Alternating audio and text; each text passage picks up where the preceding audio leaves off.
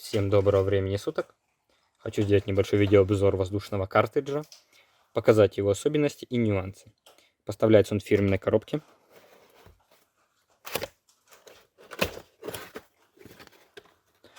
Плотно упакованный в пупырчатую пленку.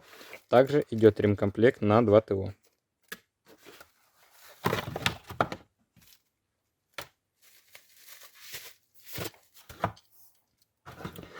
Вкратце расскажу по установке.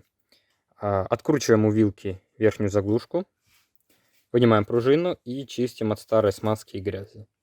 Сам картридж крепится вилке резьбой вверху и поджимается гайкой снизу. На штоке картриджа есть резьба и 2 гайки. Одна упорная, вторая зажимная.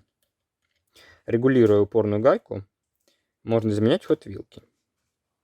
На сколько миллиметров мы ее открутим, либо закрутим, на столько миллиметров изменится ход вилки. Но обязательно использование контргайки. Можно также использовать гайку удлиненную. И уже использовать болт М6. Для уменьшения хода картриджа внутрь картриджа можно устанавливать проставки. Теперь давайте посмотрим, что внутри. Перед разборкой обязательно спустить давление. Делать это лучше в вертикальном положении, так как внутри камеры находится масло, оно под давлением. И чтобы оно не брызнуло, лучше использовать салфетку, либо ватный диск. В данный момент масла внутри нет, поэтому я могу использовать ушную палочку.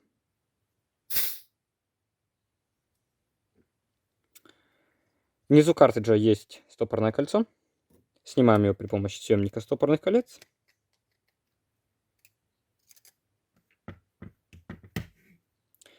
И вынимаем внутренность картриджа.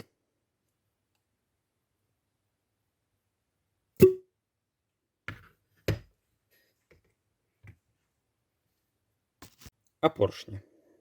Поршень претерпел множество изменений. Первоначально он у нас был алюминиевый. Но главное было недостаток, то что при перекосе он мог повредить внутреннюю поверхность трубки. Хоть он и был оцентрирован уплотнением и втулкой, такая вероятность все равно оставалась. Поэтому мы отказались от алюминия и перешли на более мягкие и антифрикционные материалы, такие как Taraplast 4. Первоначально у нас был всего один паз под уплотнительное кольцо. Но позже один из знакомых велосипедистов подсказал добавить второй для тех, кто желает использовать более агрессивно картридж. И вот самое последнее наше изменение. Мы основной паз переделали под пневматическую манжету. Такие манжеты используются в пневмоцилиндрах. Работают они там в более жестких условиях, с большими нагрузками. Поэтому для использования в велосипеде их запас по прочности более чем удовлетворителен. За счет своей V-образной кромки у них есть особенность. То есть давление, находящееся внутри камеры, еще сильнее отгибает эту кромку. И тем самым лучше уплотняет поршень. Также есть паз под стандартное уплотнение, но оно здесь больше как центрирующее, чтобы уменьшить давление на манжету при каком-либо радиальном смещении поршня. Про пружину. Негативная пружина нужна для поглощения импульса при разжатии картриджа, а также для плавного страгивания картриджа. Приведу один пример. Мы имеем трубку, поршень,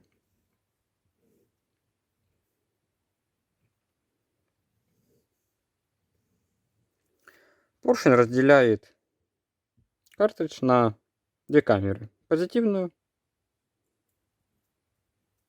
и негативную. Закачивая давление в позитивную картриджу, в позитивную камеру, мы создаем силу, которая давит на поршень сверху. Пусть это будет для простоты расчетов сила 10 ньютонов.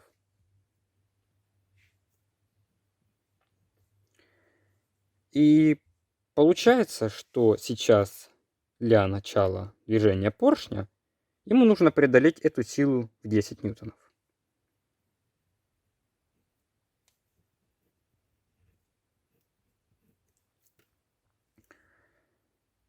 Но давайте добавим какой-нибудь элемент под поршень, который будет ему помогать.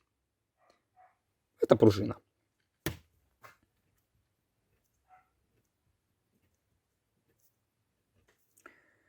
Для простоты расчета пусть пружина выдает нам силу в 9 ньютонов.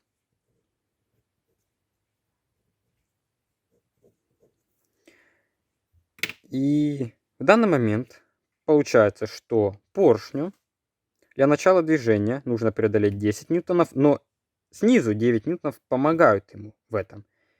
И суммарно получается, что преодолеть нужно всего 1 ньютон.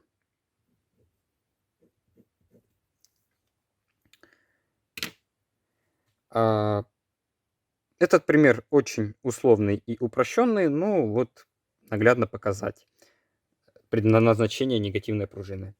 На первый взгляд кажется, что пружина довольно простой элемент, но на практике оказалось, что это вовсе не так. Очень много пружин было перебрано, много было испытаний, тестов, ошибок. Если пружину сделать мягкую, она плохо работает. Если сделать жесткую, тоже плохо. Короткую плохо, длинную тоже плохо. В итоге, отталкиваясь от среднестатистического давления его диапазона и просчитав усилия, развиваемые поршнем, удалось подобрать, ну, как нам кажется, оптимальное соотношение сечения, количества и шага витков пружины. Снизу от пружины есть резиновые проставки, они же отбойники. Предназначены они для того, чтобы устранить звук от соприкосновения опоры пружины и нижней заглушки. И также незначительно участвуют в поглощении импульса при разжатии вилки. Также ими можно регулировать ход вилки. То есть если гайкой мы увеличиваем,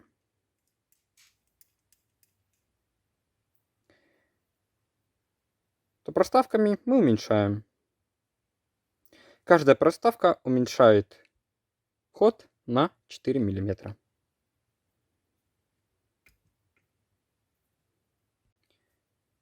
По обслуживанию.